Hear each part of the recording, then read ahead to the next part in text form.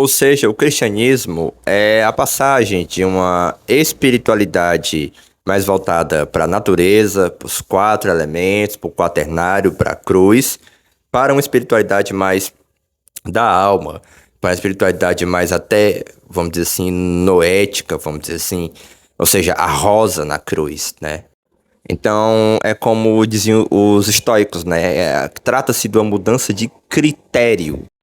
Ou seja, o cristianismo, né, é como uma chave da história da humanidade, né, onde agora a religiosidade se torna, vamos dizer assim, espiritual. Se você entende o espírito, a espiritualidade, né, como alguma coisa da dimensão própria da alma, né, e não mais da alma em relação à natureza. Mas agora é pensar a natureza como espelho da alma, né? Não é à toa que o cristianismo prenuncia o certo humanismo lá na frente, né?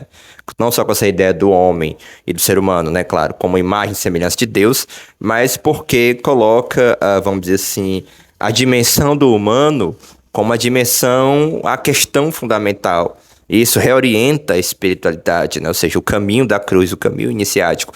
Claro que todo esse caminho da cruz repete os ritos de iniciação, né, da escola de mistério grega e toda a metafísica plotiniana, mas a diferença é a entrada da história, a entrada do pensamento da história.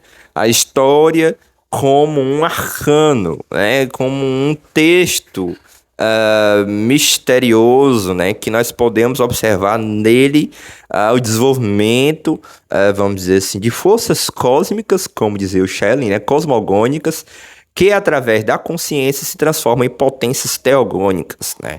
Ou seja, a mitologia, né, depois o cristianismo, tudo isso se explica a partir de uma filosofia da revelação.